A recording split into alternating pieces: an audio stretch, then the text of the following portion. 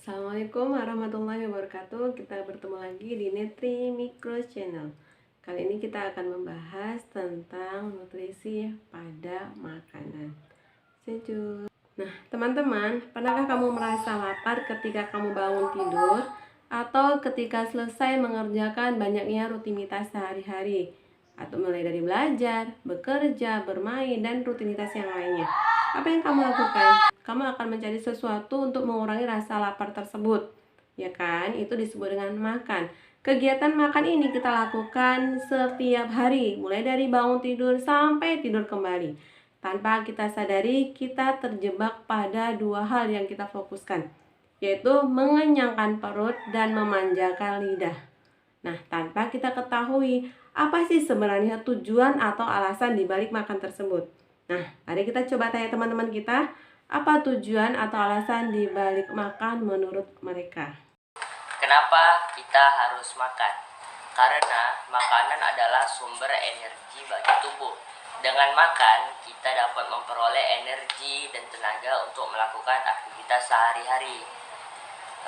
Seperti karbohidrat dan protein diserap oleh tubuh akan menjadi gula darah dan akan menjadi energi atau tenaga untuk melakukan aktivitas sehari-hari. Kita makan untuk menjaga kesehatan tubuh, untuk menambah energi, untuk menggerakkan fungsi tubuh, dan untuk menjaga kelangsungan hidup. Untuk kelangsungan hidup, menyehatkan tubuh, dan memberi tenaga untuk tubuh karena makanan mengandung banyak sekali nutrisi. Nah, itu tadi alasan atau tujuan dibalik makan menurut teman-teman kamu. Banyak ya ternyata fungsi makanan itu, yaitu sebagai sumber energi, sebagai pengganti sel-sel tubuh yang rusak, sebagai pembentuk sel-sel yang baru, kemudian membantu proses pertumbuhan dan perkembangan tubuh kita, sebagai pelindung tubuh kita, dan pengatur, serta banyak fungsi yang lainnya. Nah, kira-kira apa sih kandungan dari makanan itu sehingga dapat memberikan manfaat yang luar biasa bagi tubuh kita? Nah, coba kamu sekali-sekali melihat ini ya, daftar di kemasan makanan yang kamu beli atau yang kamu belanjakan dari swalayan atau dari toko manapun. Sekali-sekali kamu amati. Nah, seperti ini, saya ada kaleng susu. Di kaleng tersebut ada bacaan informasi nilai gizi. Nah, atau ada komposisinya, ya kan? Nah, di situ kita bisa melihat kandungan yang ada pada makanan yang ada di dalam kemasan tersebut. Nah, di sini saya bisa melihat adanya lemak, ada protein, ada karbohidrat, kemudian ada natrium, ada magnesium, ada zinc, dan banyak lagi kandungan-kandungan yang lainnya. Nah, itulah yang ada di makanan ini. Nah, setelah kamu melihat di kemasan yang ada di kamu juga bisa mengetahui kandungan atau informasi nilai gizi yang ada pada makanan tersebut. Nah, ternyata kandungan makanan tersebutlah yang membuat makanan menjadi luar biasa bagi tubuh kita. Kandungan makanan tersebut disebut dengan nutrisi. Nah, sekarang kamu sudah tahu kan siapa aktor utama yang berperan pada makanan sehingga makanan itu dapat melakukan fungsinya dengan baik, yaitu nutrisi. Sebenarnya makanan yang kita makan itu harus mengandung 6 jenis nutrisi, yaitu karbohidrat, protein, lemak, air, vitamin, dan mineral. Nah, seperti apa peranan mereka dalam tubuh kita? Mari kita pelajari satu per satu. Yang pertama adalah yang akan kita bahas, yaitu karbohidrat. Karbohidrat merupakan nutrisi yang berasal atau disusun dari karbon, hidrogen, dan oksigen atau kita singkat dengan CHO. Karbohidrat itu memiliki fungsi, yaitu yang pertama sebagai penghasil energi. Bayangkan 1 gram karbohidrat bisa menghasilkan 4,1 kalori bagi tubuh kita. Karbohidrat juga berperan sebagai membantu pembentukan senyawa organik lainnya bagi tubuh seperti protein dan lemak. Nah, karbohidrat juga digunakan sebagai penyeimbang asam dan basa tubuh kita. Dari mana kita bisa mendapatkan karbohidrat? Kita bisa mendapatkannya dari beras atau nasi, jagung, gandum, dan umbi-umbian. Nah, Segala sesuatu ketika kita tidak memakannya dengan seimbang akan menyebabkan penyakit, sama dengan karbohidrat. Jika kelebihan memakan karbohidrat dapat menyebabkan obesitas, nah kekurangan karbohidrat juga bisa menyebabkan ketosis, yaitu penggunaan lemak yang terlalu tinggi dalam tubuh kita sehingga bisa menyebabkan kematian dan banyak dampak yang lainnya.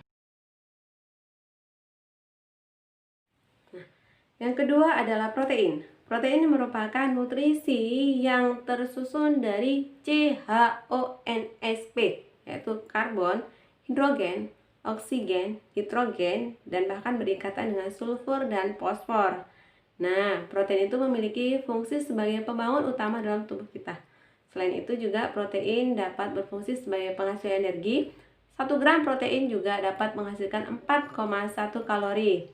Nah, protein digunakan sebagai pengganti sel-sel tubuh yang rusak atau membentuk sel-sel tubuh yang baru. Nah, protein juga dapat digunakan sebagai pembentuk enzim dan hormon. Nah, yang paling penting juga protein berperan dalam sistem imunitas tubuh kita, serta peranan yang lainnya. Nah, protein ini dibagi menjadi 2 jenis berdasarkan sumbernya, yaitu protein hewani dan protein nabati. Protein hewani adalah protein yang kita peroleh dari hewan seperti daging, susu, ya kan, ikan. Nah, dengan protein nabati adalah protein yang kita peroleh dari tumbuhan seperti kacang-kacangan, tempe, dan tahu. Kelebihan dan kekurangan protein juga tidak baik bagi tubuh kita. Nah, kelebihan protein itu dapat menyebabkan terganggunya fungsi kerja dari hati. Nah, dapat meningkatkan keasaman dalam tubuh kita. Sedangkan kekurangan protein dapat mengganggu proses pertumbuhan tubuh kita atau bahkan dapat menyebabkan kejadian busung lapar atau kwashiorkor. Nah, yang ketiga adalah lemak. Lemak merupakan nutrisi yang tersusun dari CHO, yaitu karbon, hidrogen, dan oksigen. Nah, lemak pada dasarnya terdiri dari asam lemak dan gliserol. Nah, fungsi lemak yaitu yang pertama, merupakan sumber energi terbesar dalam tubuh kita. Kenapa? Karena 1 gram lemak bisa menghasilkan 9,3 kalori. Nah, lemak juga berfungsi sebagai cadangan makanan dalam tubuh kita. Seandainya kita kehabisan energi, karbohidrat sudah banyak digunakan, kita bisa menggunakan lemak dalam tubuh kita. Nah, lemak juga berfungsi sebagai pelarut vitamin A, D, E, K. Nah, fungsi yang lainnya dapat digunakan sebagai pelindung tubuh kita dan dapat digunakan sebagai pelindung ketika kita merasa kedinginan, serta banyak fungsi yang lainnya. Nah, lemak ini terbagi menjadi 2 berdasarkan sumbernya. Yang pertama, lemak hewani, yaitu lemak yang berasal dari hewan, seperti dari daging, keju, susu, dan yang lainnya. Sedangkan lemak nabati adalah lemak yang bersumber atau berasal dari tumbuhan, misalnya dari kacang-kacangan, dari kemiri, dan yang lainnya. Nah, sama seperti yang lainnya, ketika kita memakannya tidak seimbang dapat menyebabkan dampak negatif. Kelebihan lemak dapat menyebabkan obesitas juga, dan bahkan dapat menyebabkan tersumbatnya peredaran darah kita. Nah, kekurangan lemak juga tidak baik. Kenapa? Dapat menimbulkan sulitnya konsentrasi, badan lemas, dan sebagainya. Yang keempat adalah air. Air tersusun dari hidrogen dan oksigen. Ya, air merupakan nutrisi yang paling kita butuhkan dalam tubuh kita. Karena tubuh kita itu terdiri dari kurang lebih 60-80% air. Fungsi air dalam tubuh kita itu banyak ya. Pertama sebagai pelarut, yang kedua sebagai media transportasi, yang ketiga sebagai media pengeluaran, yang keempat sebagai media penyeimbang tubuh kita, dan banyak yang lainnya. Dan bahkan air juga berfungsi membantu fungsi kerja tubuh yang lainnya. Nah, air ini bisa kita peroleh dengan cara meminum langsung atau dari makanan-makanan yang kita makan, seperti buah-buahan, tomat, apel, dan buah-buah yang lainnya yang mengandung air. Nah, kekurangan air juga dapat menyebabkan dampak negatif, yaitu tubuh kita mengalami dehidrasi dan terganggunya sistem metabolisme tubuh yang lainnya. Bagaimana cara menggantinya? Nah, tubuh kita itu pada dasarnya secara umum membutuhkan air 2 liter sehari. atau 8 gelas. Jadi kita bisa mencoba ya mensuplai ataupun mencukupi kebutuhan air yang mendasar dalam tubuh kita. Yang kelima adalah vitamin.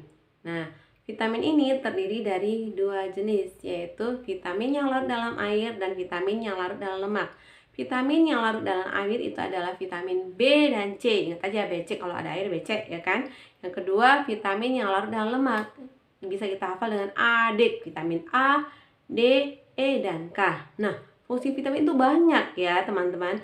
Namun secara umum fungsi vitamin itu yang pertama adalah sebagai pembentukan sel dalam tubuh kita.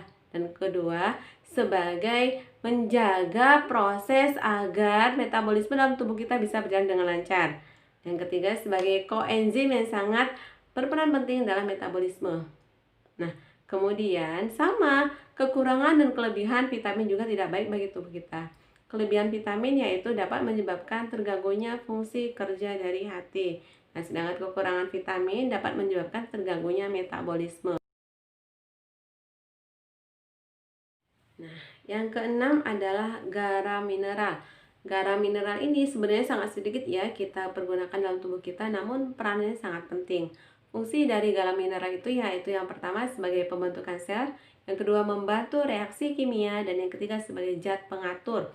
Contohnya apa saja? Nah, untuk memudahkan menghafalnya kita bisa disingkat dengan Pina dan Vika nongkrong di kafe. P-nya itu adalah fosfor, I-nya iodium, N-nya natrium, V-nya itu fluor, K-nya itu kalium. Nongkrong nggak ada ininya ya, nggak ada artinya. C-nya kalsium, dan V-nya zat besi ya. Nah, dari mana kita bisa mendapatkan garam-garam mineral tersebut? Nah, kalau dia fosfor, kita bisa mendapatkannya dari daging. Ya, iodium dan natrium bisa kita peroleh dari garam. Ya, fluor dari kuning telur, kalium dari pisang atau buah yang lainnya, ya, kalsium dari sayuran hijau, dan V zat besi dari kacang-kacangan. Nah, kelebihan dan kekurangan dari garam-garam mineral ini juga tidak baik ya. Kelebihannya bisa menyebabkan terganggunya fungsi kerja hati dan ginjal, sedangkan kekurangannya juga banyak, bisa menyebabkan tulang keropos, gusi berdarah, kelenjar gondok, dan sebagainya. Nah, setelah kita ketahui ternyata makanan itu tidak hanya asal makan, tapi memiliki peranan yang penting dan bahkan memiliki kandungan yang penting. Oleh karena itu, kita harus makan makanan yang terbaik, yang sebaik-baiknya, jangan asal makan ya, sehingga makanan tersebut dapat digunakan oleh tubuh kita dengan sebaiknya, dapat dimanfaatkan tubuh kita dengan sebaiknya, sehingga tubuh kita juga bisa sehat dan kuat. Demikian video pembelajaran tentang nutrisi yang dibutuhkan dalam tubuh kita. Semoga bermanfaat dan dapat kita terapkan dalam keseharian kita. Assalamualaikum warahmatullahi wabarakatuh.